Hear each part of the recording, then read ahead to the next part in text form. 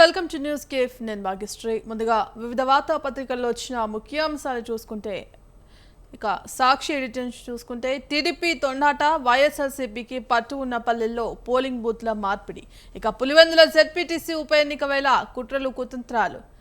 నల్లపురెడ్డి, ఎర్రబల్లి, కొత్తపల్లి, నల్గొండవారిపల్లెలో మాయాజాలం. ఓటు వేసేందుకు ఎక్కువ మంది వెళ్లకూడదని ఎత్తుగడ. అల్లర్లు సృష్టించిన పోలింగ్ శాతం పెరగకుండా అడ్డుకునే పన్నాగం. గతంలో ఏ గ్రామం వారికి ఆ గ్రామంలోనే ఓటు. ఇప్పుడు బూత్లను మార్చిన ఎన్నికల కమిషన్. ఈ కారణంగా దాదాపు 4 కిలోమీటర్లు వెళ్లి ఓటు వేయాల్సిన పరిస్థితి. టీడీపీ కుట్ర రాజకీయానికి సహకరిస్తున్న అధికార గణం. టీడీపీ ప్రభావం నుంచి ఎన్నికల సంఘం బయటకు రావాలి. MP YS Avinash Reddy. YSRCP శ్రేణులపై వరుస దాడులు. బందిపోట్ల తరహాలో సమ్మిట రాడ్లతో బీభత్సం. ఇక ముందు రోజు సురేష్ కుమార్ రెడ్డి, అమరీష్ రెడ్డి తదితరులపై దాడి. మర్నాడే ఎమ్మెల్సీ రమేష్ యాదవ్, రామలింగారెడ్డిపై ఏకంగా హత్యయత్నం. దాడులపై ఫిర్యాదు చేసినా పట్టించుకోని పోలీసులు. పైగా బాధితులపైనే కేసులు. తాజాగా వాళ్ళ ఫ్లెక్సీ వారే చింపేసి వైఎస్ఆర్సీపీ శ్రేణులపై కేసు. శాశ్వత న్యాయమూర్తులుగా 4. Justice Harinath, justice Kiranmayi, justice Sumathi, justice Vijay నియామకం. రాష్ట్రపతి ముర్ము ఉత్తర్వులు నోటిఫికేషన్ జారీ చేసిన కేంద్రం. వచ్చే వారం ప్రమాణ స్వీకారం. రష్యాతో బంధం మరింత బలోపేతం. మోదీ, పుతిన్ నిర్ణయం. ఇరువురు నేతల ఫోన్ సంభాషణ.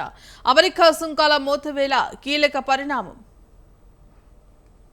సుంకాల సమస్య తేలితేనే అప్పటిదాకా భారత్తో చర్చల ప్రసక్తే లేదు అంటూ ట్రంప్ వ్యాఖ్యానించారు. ఇక గాజా స్వాధీనం, ఇజ్రాయెల్ ప్రధాని ప్రతిపాదనకు ఆ దేశ భద్రతా కేబినెట్ ఆమోదం. ఖండించిన ప్రపంచ దేశాలు. అది వ్యవస్థీకృత దోపిడీ. ఓటర్ల జాబితా సవరణ పేరుతో ఈసీ రాజద్రోహం. సమయం వచ్చినప్పుడు ఎవరిని విడిచిపెట్టాం అంటూ రాహుల్ వ్యాఖ్యలు. మీ ఆరోపణలపై డిక్లరేషన్ ఇవ్వండి. కాంగ్రెస్ అగ్రనేతకు ఈసీ సూచన. లేదంటే జాతికి క్షమాపణ చెప్పాలని డిమాండ్. ముగ్గురు తప్ప అందరూ బాధితులే. కుమార్తె, అల్లుడిని వదలకుండా ఫోన్లపై నిఘా ఉంచారు. ఫోన్ ట్యాపింగ్తో కేటీఆర్ కోట్లు తీసుకున్నారు. బండి సంజయ్ ఆరోపణ. సిట్కు వాంగ్మూలం. ఇక నాపై చేసిన ఆరోపణలు బండి సంజయ్ వెనక్కి తీసుకోవాలి. 48 గంటల్లో క్షమాపణ చెప్పుకుంటే లీగల్ నోటీసులు. కేటీఆర్ హెచ్చరిక. మూసీ పునరుజ్జీవంతోనే వరదకు పరిష్కారం. నీటి ప్రవాహానికి అడ్డంకులు ఉండకూడదు. నగరంలో ఎక్కడ వర్షం పడినా వరద మూసీలోకి చేరేలా అనుసంధానం జరగాలి. ముఖ్యమంత్రి రేవంత్ రెడ్డి ఆదేశం. నెల రోజుల్లో కొత్త రైల్వే జోన్ నోటిఫికేషన్. డిసెంబర్ లేదా సంక్రాంతికి అపాయింట్మెంట్ డే. దక్షిణ మధ్య రైల్వే పునర్విభజన. దక్షిణ కోస్తా జోన్ ఏర్పాటు వేగవంతం. కొత్త జోన్కి పిహెచ్ఓడీల నియామకం షురూ. ప్రాణాలతో జలఘాటం. రాష్ట్రంలో పలు చోట్ల ప్రమాదకరంగా లో లెవెల్ కల్వర్టులు. నీటి మట్టాన్ని సూచించే గేజ్లు, గైడ్ పోస్టులు లేవు. ప్రమాణాలకు నీళ్లు వదులుతున్న ప్రభుత్వ శాఖలు.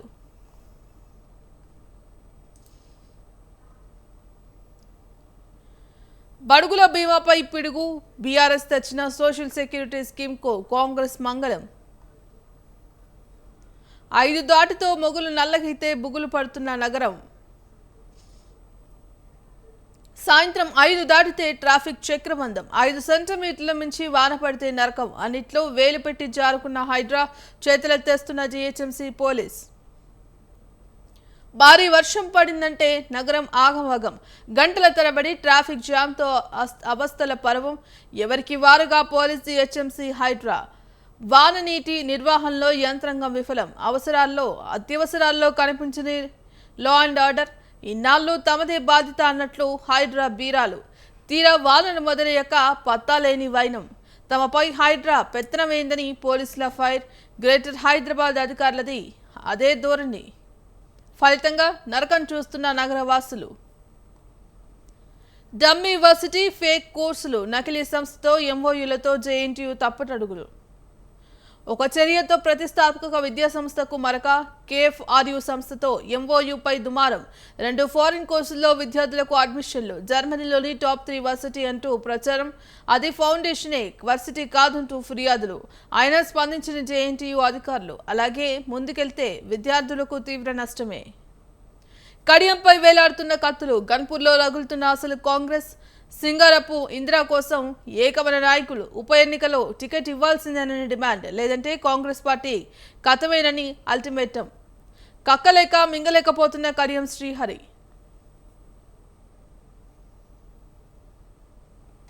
ఏది అక్రమం ఏది సక్రమం కాంగ్రెస్ సర్కార్ తీరుతో హైదరాబాద్ వాసుల్లో సందిగ్ధం కుప్పకూలిన రియాలిటీ దానికి తోడు ఆక్రమిత ప్రాజెక్టులు కాసాగూడలో 27 ఎకరాల ప్రభుత్వ భూమి హాంఫర్ట్ ఇక మ్యాన్హట్టన్ పేరుతో ప్రాజెక్టు కన్నెత్తి చూడని హైడ్రా సర్కారు ఉదాసీనతపై కోర్టుకెక్కిన 4 ఎమ్మెల్యేలు అందులో ఫ్లాట్లు కొనొద్దని ఎమ్మెల్యే అనిరుద్ రెడ్డి ప్రకటన గోపన్పల్లిలో సర్కార్ భూమిలోనూ ప్రైవేటు వెంచర్లు గతంలో 15,000 కోట్ల ప్రాజెక్టులు అక్రమణ బట్టి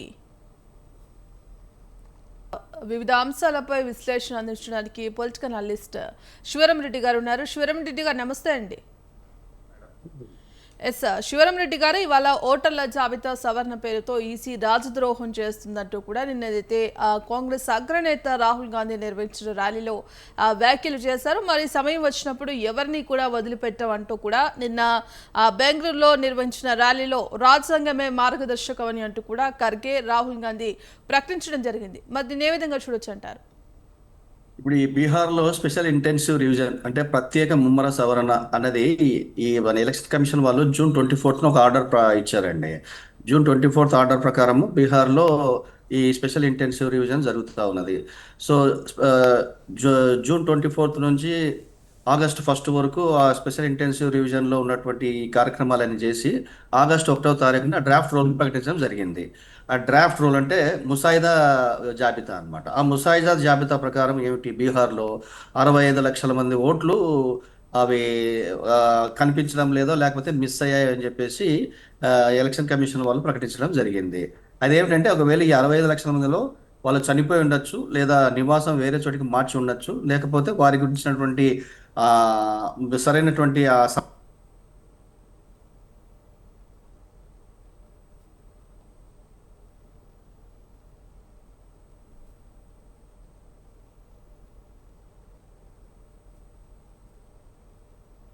కారణాల వలన ఈ 65 లక్షల గత సంవత్సరం 7 కాలం నుంచి కూడా ముఖ్యంగా ఈ మహారాష్ట్ర ఎలక్షన్స్ తర్వాత ఆయన ఎలక్షన్ కమిషన్ మీద ఒకటే రకంగా విరుచుకుపడుతున్నారండి. ఇప్పుడు మహారాష్ట్ర ఎలక్షన్స్లో ఏమైందంటే అప్పుడు అంతకుముందు ఏడాది క్రితం జరిగినటువంటి ఈ అసెంబ్లీ ఎన్నికల్లో ఏమో పార్లమెంట్ 3 నెలల క్రితం జరిగిన పార్లమెంట్ ఎన్నికల్లో మంచి మెజారిటీ సాధించినటువంటి కాంగ్రెస్ పార్టీ అసెంబ్లీ ఎన్నికలకు వచ్చేసరికి పూర్తిగా బోల్టా పడింది అనమాట. సో ఈ నేపథ్యంలో కాంగ్రెస్ పార్టీ అసలు ఎక్కడ తప్పిదం జరిగిందనే విషయం మీద వారు చెప్తున్నటువంటి విషయాల ప్రకారము వారు ప్రకటించినటువంటి విషయం ఏమిటంటే దాదాపు లక్షలాది ఓట్లు గల్లంతయ్యాయి. అవి కూడాను పోలింగ్ 6 గంటల తర్వాత వచ్చినటువంటి పోలింగ్ స్టేషన్లో ఉన్నటువంటి వారి ద్వారానే 65-66 లక్షల ఓట్ల అధికంగా అక్కడ మహారాష్ట్రలో ఓట్లు పడడంతోనే తమకు వ్యతిరేకంగా పడడంతో తాము ఓడిపోయామని రాహుల్ గాంధీ గారు ప్రకటిస్తున్నారు. అయితే దీన్ని ఎలక్షన్ కమిషన్ ఎప్పటికప్పుడు వారు దాన్ని తిప్పి కొడుతూనే ఉన్నారండి.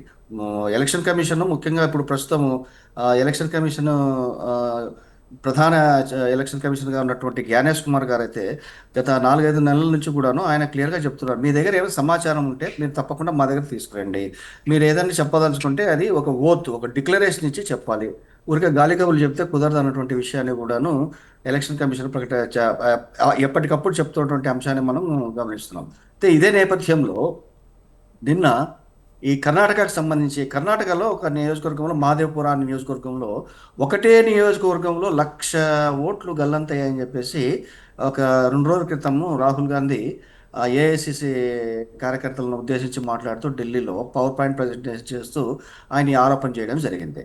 సో కర్ణాటకలో ఒకే నియోజకవర్గంలో 1,00,000 ఓట్లు గల్లంత అవడం అన్నది అది సామాన్య విషయం కాదు. మామూలుగా ఒక అసెంబ్లీ నియోజకవర్గంలో మహా అంటే ఎన్ని ఉంటాయండి, పెద్ద నియోజకవర్గం అయితే 2 లక్షలు, 2,50,000 అంతకే పరిమితమై ఉంటుంది అక్కడ ఉన్నటువంటి ఓటర్లు. మరి ఒక నియోజకవర్గం, ఒక అసెంబ్లీ స్థాయి నియోజకవర్గంలో 1,00,000 ఓట్లు ఆ, గల్లంతయ్యాయి, లేకపోతే 1,00,000 ఓట్లు తీసివేయబడ్డాయి అన్నటువంటి ఆరోపణ ఉన్నది. ఇది చాలా ఆ, ఇది చాలా ఆ, ఒక చాలా పెద్ద విమర్శ అన్నమాట. సో దీనికి సంబంధించి ఆ, ఎన్నికల కమిషన్ వారు ఏం చెప్పారు?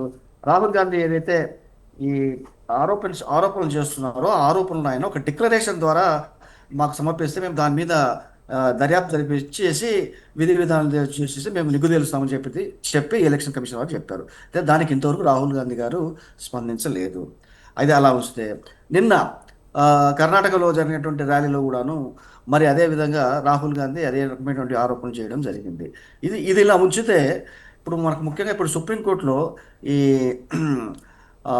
ADR ADR association for democratic rights అనేటువంటి ఆ సంస్థ ఏదైతే ఉందో వారు సుప్రీంకోర్టులో ఒక పిటిషన్ వేయడం జరిగింది.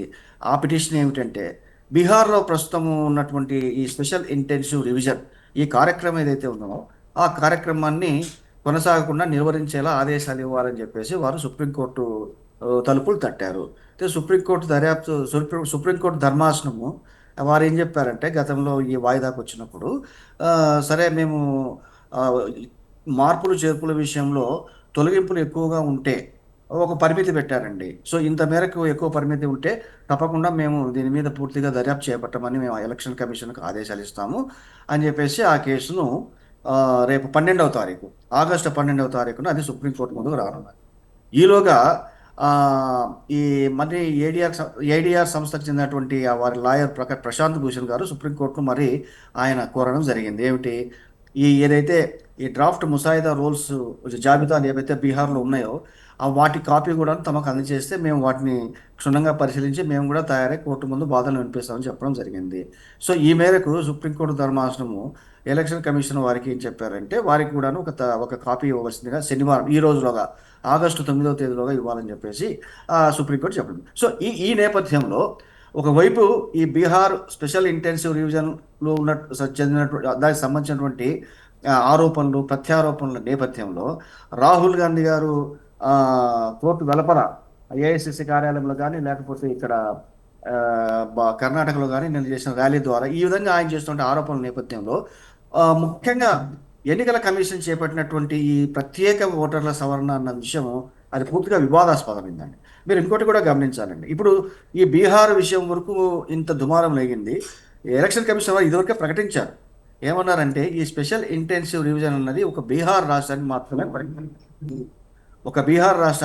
పరిమితం కాదు. ఈ స్పెషల్ ఇంటెన్సివ్ రివిజన్ ఈ యొక్క కార్యక్రమాన్ని మేము దేశవ్యాప్తంగా అన్ని రాష్ట్రాలు, అన్ని యూనియన్ టెరిటరీలు, దేశవ్యాప్తంగా మొత్తము ఈ స్పెషల్ ఇంటెన్సివ్ రివిజన్ కార్యక్రమాన్ని చేపట్టబోతున్నాము. అనర్హులైనటువంటి ఓటర్లను పూర్తిగా తొలగిస్తున్నాము. ఓటర్ల జాబితాను ప్రక్షాళన చేసి స్వచ్ఛమైన ఓటర్ల జాబితా అందించాలన్నదే ఎలక్షన్ కమిషన్ ఉన్నటువంటి విహిత ధర్మం. కాబట్టి మేము ఈ బీహార్ అన్నది ఓన్లీ ప్రయోగాత్మకంగా ఒక లాబొరేటరీ స్థాయిలో చేపట్టేట్టుగా మీరు భావించాల్సి ఉంటుంది, కానీ బీహార్లో మాత్రమే ఈ స్పెషల్ ఇంటెన్సివ్ రివిజన్ కార్యక్రమం ఆగటం లేదు. ఇది మొత్తం దేశవ్యాప్తంగా అన్ని రాష్ట్రాలలో కూడాను చేపట్టబడుతున్న యొక్క ప్రక్రియ. ఇదివరకే బీహార్ కాదండి, మన వెస్ట్ బెంగాల్, అలాగే మధ్యప్రదేశ్, హిమాచల్ ప్రదేశ్ ఇలాంటి రాష్ట్రాలన్నీ కూడాను ఈ స్పెషల్ ఇంటెన్సివ్ రివిజన్ కార్యక్రమాన్ని చేపట్టేందుకు ఆల్రెడీ తాము చర్యలు చేపడుతున్నట్లు, కార్యాచరణ సిద్ధం చేసుకున్నట్లు కూడా ప్రకటించడం జరిగింది. సో ఈ ఈ ఈ నేపథ్యంలో మనం ఒకసారి చూస్తే ఏమవుతుందంటే, ఒక్క బీహార్ రాష్ట్రంలోనే 65 లక్షల ఓట్ల తొలగింపును పాల్పడినప్పుడు మరి దేశవ్యాప్తంగా ఈ స్పెషల్ ఇంటెన్సివ్ రివిజన్ యొక్క కార్యక్రమాన్ని చేపడితే ప్రస్తుతం ఉన్నటువంటి ఓటర్ల జాబితా మరి ఇది ఏ మేరకు తన స్వరూప స్వభావాన్ని కోల్పోతుంది, ఎంతమంది అర్హులైన లేదా అనర్హులైన ఓటర్లను జాబితా నుంచి తొలగిస్తారన్నటువంటి భయాందోళనలు ప్రతిపక్ష పార్టీలో మాత్రం నెలకొని ఉన్నాయి. ఏమిటంటే, ఇప్పుడు ఓటర్ల జాబితా ఆధారంగానే ప్రభుత్వాలు ఏర్పడుతున్నాయి. ఇప్పుడు ఇదే స్పెషల్ ఇంటెన్సివ్ రివిజన్ ఎప్పుడు గతంలో ఎప్పుడు 2002వ సంవత్సరంలో చేపట్టడం జరిగిందండి. 2002వ సంవత్సరం తర్వాత ఇప్పటి వరకు స్పెషల్ ఇంటెన్సివ్ రివిజన్ అనేది ఏ రాష్ట్రంలో కూడా జరపలేదు. అంటే ఏమిటి, ఈ 2002 నుంచి 2024, 2025 సంవత్సరం వరకు జరిగేటువంటి ఎన్నికలన్నీ కూడాను మరి ఏ ప్రాతిపదికన జరిగాయి అంటే, మరి ఇలాంటి మిస్సింగ్ ఓటర్స్ లేకపోతే లేని ఓటర్స్ మరి వీటి వలన జరిగాయని భావించాల్సి ఉంటుంది. మరి అలాంటి వారు అలాంటి జాబితాల ద్వారా ఎన్నికైనటువంటి మరి ప్రభుత్వాలు 5 సంవత్సరాలు పనిచేశాయి, అధికారాన్ని అనుభవించారు. మరి వాటిని మనం ఆ, ఆ, వాటిని మనం కాదని జాలం కదా. సో అలాంటప్పుడు ఏమిటంటే, ఇప్పుడు ముఖ్యంగా ఎలక్షన్ కమిషను ఆ, ప్రస్తుతం ఎదుర్కొన్నటువంటి ఒక విమర్శ ఏమిటంటే, ఇప్పుడు బీహార్ ఎలక్షన్స్ ఈ ఏడాదిలో అక్కడ జరపాల్సి ఉన్నది. సో ఎన్నికలకు జస్ట్ 2-3 నెలల ముందు ఇంత పెద్ద ఎక్సర్సైజ్, అంటే ఈ స్పెషల్ ఇంటెన్సివ్ రివిజన్ అనేది ఇంటింటికి వెళ్ళేసి ఇంత పెద్ద స్పెషల్ ఇంటెన్సివ్ రివిజన్ చేపట్టడం అన్నది అది ఎలక్షన్ కమిషన్కు ఉన్నటువంటి యంత్రాంగ సమర్థత మీద కానీ లేకపోతే కానీ వారి యొక్క సంసిద్ధత మీద కానీ అది ఆధారపడి ఉంటుంది. ఎలక్షన్ కమిషన్కు స్వతహాగా యంత్రాంగం లేదు. వారు ఆయా రాష్ట్ర ప్రభుత్వ అధికారులతోనే వారు వారి యొక్క సహకారం తీసుకొని చేయాల్సి ఉంటుంది. మరి తమకు సొంత యంత్రాంగం లేనప్పుడు మరి ఇది ఏ విధంగా చేపడుతున్నది ఒక ప్రశ్న. రెండోది, మీరు నిన్న మొన్న పత్రికల్లో మీరు గమనించినట్లయితే ఎలక్షన్ కమిషన్ వారు ఈ ఎలక్షన్ ప్రక్రియలో పాల్గొన్నటువంటి అధికారులు, అంటే పోలింగ్ అధికారులు కావచ్చు, బూత్ లెవెల్ అధికారులు కావచ్చు, ఆ, ఈ తర్వాత ఈఆర్ఓలు అంటారు, తర్వాత ఏఈఆర్ఓలు, ఇట్లా రకరకాల పోలింగ్ సిబ్బంది తర్వాత ఓట్ల జాబితా నిర్వహణకు లేదా ఓటర్ల నమోదు ప్రక్రియకు సంబంధించినటువంటి పనిచేస్తున్నటువంటి ఈ యొక్క సిబ్బంది ఏదైతే దేశవ్యాప్తంగా ఉందో వారికి గత 10 సంవత్సరాల నుంచి కూడా వేతనాల్లో, అంటే గౌరవ వేతనాల్లో ఏ విధమైనటువంటి మార్పు లేదనమాట. అయితే ఇప్పుడు 2 రోజుల క్రితము ఎలక్షన్ కమిషన్ వారు ప్రకటించినటువంటి ఈ పత్రికా ప్రకటన ప్రకారము 2014-15లో ఉన్నటువంటి ఈ గౌరవ వేతనం ఏదైతే ఉన్నదో దాన్ని రెట్టింపు చేస్తున్నామని చెప్పేసి కూడా ఒక ప్రకటన ఇవ్వడం జరిగింది. అంటే దీన్ని బట్టి మనకు తెలుస్తున్నటువంటి అంశం ఏమిటి అంటే, ఎలక్షన్ కమిషన్ పూర్తిగా సంసిద్ధతతో ఉన్నది. దేశవ్యాప్తంగా కూడాను స్పెషల్ ఇంటెన్సివ్ రివిజన్ జరిపేందుకు ఏర్పాట్లు చేసుకుంటున్నది. ఎన్నికల సంబంధించి లేకపోతే ఓటర్ల నమోదుకు సంబంధించినటువంటి జాబితా ప్రక్రియలో పాల్గొనే అధికారులకు కూడాను వారికి ప్రోత్సాహకాలు, వారికి ఇస్తున్నటువంటి గౌరవ వేతన రెట్టింపు, ఈ విధంగా చేయడం వలన తాను సంస్థాగతంగా కూడాను బాగా బలపడుతున్న అంశాలు కనిపిస్తూ ఉన్నాయి. సో ఈ నేపథ్యంలో స్పెషల్ ఇంటెన్సివ్ రివిజన్ అన్నది ముఖ్యంగా బీహార్ది చాలా దుమారమే లేపింది. మనం ఇంకొక వైపు చూస్తున్నాం. ఇప్పుడు పార్లమెంట్ అన్నది parliament member of parliament, Lok Sabha సభ్యులకు కానీ రాజ్యసభ సభ్యులకు కానీ పార్లమెంట్ అన్నది వారు తమ యొక్క అభిప్రాయాలు, అంటే ప్రజల తరపున తమ యొక్క అభిప్రాయాలు తెలియజేసేటువంటి ఒక వేదిక. మరి అట్లాంటి అత్యున్నతమైన వేదికలో కూడాను గత 15-16 సెషన్స్ నుంచి చూస్తుంటే పార్లమెంట్లో ఇంతవరకు స్పెషల్ ఇంటెన్సివ్ రివిజన్ బీహార్లో చేపట్టిన ఈ ఎస్ఐఆర్ మీద ఒకరోజు కూడాను దాని చర్చకు అనుమతించలేదు. ప్రతిరోజు కూడాను విపక్షాలు ధర్నా కార్యక్రమాలు చేయడము, లేకపోతే కన్నా ప్రొసీడింగ్స్కు ఆటంకం కలిగించడం లాంటి కార్యక్రమాలు చేపడుతున్నారు తప్ప లోక్సభ స్పీకర్ గారు ఇంతవరకు దాన్ని అనుమతించలేదు. సో ఇది పూర్తిగా దేశవాసులు పట్టి పీడిస్తున్న సమస్య. ఇప్పుడు స్పెషల్ ఇంటెన్సివ్ రివిజన్లో ప్రతిపక్షాలకు అవకాశం ఇచ్చి వాళ్ళ యొక్క అభిప్రాయాలు తెలుసుకుంటే ఉన్నటువంటి తప్పేమిటి? సో ఆ విషయంలో మరి పాలకపక్షము ఒకంత ఫ్లెక్సిబిలిటీ ప్రదర్శించి వారు కూడాను ప్రతిపక్షానికి తోడు తీసుకెళ్తే ఈ ఎలక్షన్ కమిషన్ ద్వారా ఏదైతే మనం కార్యక్రమం చేపట్టాలని ప్రభుత్వం భావిస్తుందో అది సజావుగా సాగేటటువంటి అవకాశం ఉంది. అలా లేని పక్షంలో ఓన్లీ పాలకపక్షమే ఎలక్షన్ కమిషన్ దన్నుగా తీసుకొని ముందుకెళ్తే అది మరి ప్రజాస్వామ్య స్ఫూర్తికి పూర్తిగా తూట్లు పట్టినట్టు అవుతుంది. ముఖ్యంగా మన భారతదేశం ప్రపంచంలోనే అతిపెద్ద ప్రజాస్వామ్య దేశం. మరి దాదాపు 90 కోట్లు 95 కోట్ల మంది ఓటర్లు ప్రత్యక్షంగా పాల్గొంటున్నటువంటి ఎన్నిక మనం 2020లో చూసాం. ప్రపంచంలో అతిపెద్ద ఒక ప్రక్రియ ఇది, ఒక ఓట్ల పండగలాగా జరిగిందనమాట. మరి ఇట్లాంటి ప్రపంచంలోనే అతిపెద్ద ప్రజాస్వామ్య దేశమైన మన దేశంలో ఓటర్ల నమోదుకు సంబంధించినటువంటి ఆరోపణలు వచ్చినప్పుడు మరి ప్రభుత్వాలు కూడాను కొంచెం ఫ్లెక్సిబిలిటీ ప్రదర్శించేసి ప్రతిపక్షాలను కూడా తోడుగా తీసుకెళ్తే, పార్టిసిపేటివ్ డెమోక్రసీలో భాగంగా ప్రతిపక్షాలను కూడా తీసుకెళ్తే ఈ ప్రక్రియ మరింత పటిష్టంగా జరిగి దేశంలో నిజంగా అర్హులైన వారే ఓటేసేందుకు దోహదపడినట్టు కూడా అవుతుందని చెప్పేసి మనం భావించవచ్చండి. రైట్. ఇక మరో అంశం చూసుకుంటే శివరామరెడ్డి గారు, ఏదైతే ట్రంప్ విధించిన సుంకాలతో ఇప్పటికే భారత్ తీవ్రంగా నష్టపోతుందంటూ కూడా మరోవైపు ఇటు రైతుల ప్రయోజనాలే ముఖ్యమంటూ కూడా మోదీ చెప్పడం జరిగింది. అవసరమైతే తానే ఇవన్నీ తను సొంతంగా భరిస్తానంటూ కూడా చెప్పడం జరిగింది. మరి ఇప్పటికే అటు రష్యాతో బంధం మరింత బలోపేతం చేసుకునేందుకు కూడా నిన్న మోదీ పుతిన్తో ఫోన్లో మాట్లాడడం జరిగింది. అంటే మరోపక్క అటు ఒకవేళ సుంకాలు ఈ నెల ఆగస్టు 27 నుంచి విధించిన సుంకాలు అమలు అవుతాయి. మరి ఈ నేపథ్యంలో అటు ఆ వస్త్ర పరిశ్రమ వ్యాపారులు కూడా ఈ సుంకాల వల్ల తాము తీవ్రంగా నష్టపోతాం అంటూ కూడా ఇప్పటికే ఏదైతే విధించిన దాని ప్లకార్డులు పూర్తిగా దగ్ధం చేసిన పరిస్థితి కనిపిస్తోంది. అంటే మొత్తానికి దీన్ని ఏ విధంగా చూడొచ్చు అంటారు? ఇప్పుడు ముఖ్యంగా ఈ ట్రంప్ సుంకాల విషయంలో భారతదేశం ఈ ముఖ్యంగా ఇదివరకే నిన్న ప్రకటన కూడా చేశారండి. అంటే భారతదేశం తమ వైఖరి ఏమిటి అనేది కూడా క్లియర్గా చెప్పడం జరిగిందనమాట. ఇప్పుడు ట్రంప్ చేస్తున్న ప్రధాన ఆరోపణ ఏమిటి? భారతదేశము రష్యా నుంచి చమురు దిగుమతి చేసుకుంటుంది. ఎక్కువ ఎక్కువ ఎక్కువ పరిణామంలో దిగుమతి చేసుకుని దాని ఇతర విపణుల్లో భారతదేశం లాభానికి విక్రయిస్తుంది అన్నది ఆయన చేస్తున్న ప్రధానమైనటువంటి ఆరోపణ. మరి ఎవరైనా సరే రష్యాతో, ఎందుకంటే రష్యా ఉక్రెయిన్ మీద యుద్ధం ప్రకటించింది కాబట్టి యుద్ధ కామికురాలైనటువంటి రష్యాతో ఎవరైనా సంబంధం నిలిపితే మా దేశం తప్పకుండా వారి మీద సుంకాలను అధికంగా విధించేసి వాళ్ళని పనిష్ చేస్తామని చెప్పేసి ట్రంప్ చెప్తున్నటువంటి విషయము.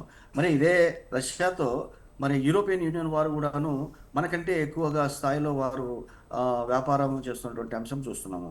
ముఖ్యంగా ఈ ఎల్ఎన్జి గ్యాస్ దిగుమతి విషయంలో యూరోపియన్ యూనియన్ వారు రష్యా నుంచి ఎక్కువ చూసుకుంటున్నారు. మరి ఇక్కడ అమెరికా యొక్క ద్వంద్వ నీతి కనిపిస్తూ ఉంది. ఒకవైపు ఏమో యూరోపియన్ యూనియన్ వాళ్ళు రష్యాతో వ్యాపార సంబంధాలు కొనసాగిస్తూ వారు అక్కడ నుంచి చమురు సహజ వాయువును వాళ్ళు దిగుమతి చేసుకోవచ్చు. కానీ మనకు భారతదేశానికి వచ్చేసరికి ట్రంప్ మొదట ప్రకటించినటువంటి 25% కాకుండా కేవలం రష్యాతో వ్యాపారం చేస్తున్నాం కాబట్టి భారతదేశం మీద పనిష్మెంట్గా ఫైన్గా మళ్ళీ 25%, అంటే మొత్తం 50% సుంకాలను విధిస్తున్నానని చెప్పేసి ఆయన ప్రకటించడము. ముఖ్యంగా ఇది ఏ రకంగా చూసుకున్నా సరే ప్రపంచ దేశాల మధ్య జరుగుతున్నటువంటి వాణిజ్యపరమైనటువంటి సంబంధాల్లో ఇది పూర్తిగా ఒక అన్వాంటెడ్ అండ్ అన్డిజైరబుల్ ఒక ఇన్సిడెంట్ అనమాట. సో ఇది పక్కన పెట్టండి. ఇప్పుడు యాక్చువల్గా మనకు భారతదేశానికి రష్యా అన్నది ఇప్పటి మిత్రుడు కాదు కదా, మనకు చిరకాల మిత్రుడు. ఇప్పుడు భారతదేశానికి స్వాతంత్రం వచ్చినప్పుడు ఉన్నాడు. భారతదేశ నిర్మాణంలో పాలు పంచుకుంటున్నటువంటి దేశము రష్యా. ఇప్పుడు రష్యా మన దేశంలో చాలా చాలా చోట్ల పెద్ద పెద్ద ఉక్కు ఫ్యాక్టరీలు నిర్మించారు, పెద్ద పెద్ద ప్రాజెక్టులలో భాగస్వామ్యం పంచుకున్నారు. తొట్టతొలి మెట్రో రైలు మన కలకత్తాలో అది పూర్తిగా రష్యా వారి సహకారంతోనే పూర్తిగా ఒక గిఫ్ట్ లాగా ఇచ్చారనమాట. వెస్ట్ బెంగాల్లో కలకత్తాలో ఉన్నటువంటి మెట్రో. సో ఇలాంటివి చాలా ఉన్నాయండి. మన మైత్రి బంధం ఇప్పుడు కొనసాగుతుంది. సో ఇది పక్కన పెడితే అండి, యాక్చువల్గా సుంకాల వలన ఇప్పుడు అధిక సుంకాలు, ఇప్పుడు 50% ట్రంప్ మన భారతదేశం మీద వీసిన సుంకాల వలన అది పూర్తిగా ఎవరికి నష్టం అంటే అమెరికాలో ఉన్నటువంటి వినియోగదారులకే నష్టం. ముఖ్యంగా ఇదేంటంటే ఈ సుంకాలు అనేవి ఒక రకంగా ట్యాక్సుల్లాగా చూడాలి. అంటే పన్నులు అని చెప్పడం కానీ ఒక రకంగా పన్నులు లాంటివి అన్నమాట. సో ఈ యొక్క అడిషనల్ బర్డన్ ఏదైతే ఈ సుంకాల వలన పడుతుందో అది ఆయా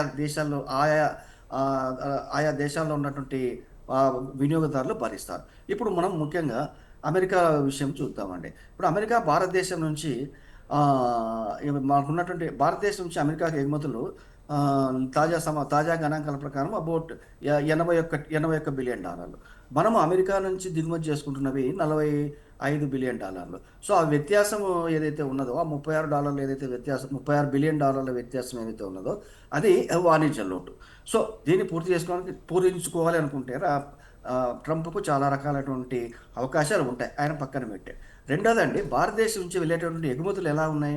సరే, మీరు ఇందాక చెప్పారు గార్మెంట్స్, టెక్స్టైల్స్, ఇవన్నీ పక్కన పెట్టండి. ఇప్పుడు రోజువారీ నిత్యావసరాల విషయం దృష్టిలో పెట్టుకుంటే ఇప్పుడు మన యొక్క సుగంధ ద్రవ్యాలు, స్పైసెస్ అన్నవి భారతదేశం నుంచి అమెరికాకు వెళ్తున్నాయి. అక్కడ అమెరికా వినియోగదారులు భారతదేశం నుంచి వెళ్ళేటటువంటి సుగంధ ద్రవ్యాల మన క్వాలిటీ చాలా బాగా ఉంటుంది కాబట్టి వారు తినేటటువంటి ఆహార పదార్థాల్లో వాటిని ఉపయోగిస్తున్నారు. ఇప్పుడు ఈ రకంగా సుంకాలు పెరిగితే మరి అమెరికా వినియోగదారులు ముఖ్యంగా ఈ స్పైసెస్ లేక వారు తినేటటువంటి ఆహారంలో కూడా తీవ్రమైనటువంటి ఒక డిస్ప్లెజర్కి లోనేటువంటి అవకాశం ఉంది. డెఫినెట్గా వారి దేశంలో వారి యొక్క రాష్ట్రపతి మీద ఒత్తిడి తీసుకొస్తారు. ఇది పెద్దగా అంతగా నిలవని చెప్పేసి విశ్లేషకులు భావిస్తున్నారు. రైట్, థ్యాంక్ యూ అండి శివరామరెడ్డి గారి వివిధ అంశాలపై విశ్లేషణ అందించినందుకు ధన్యవాదాలు. ఇక ఇది ఇవాల్టి న్యూస్ కేఫ్. కీప్ వాచింగ్ స్వతంత్ర.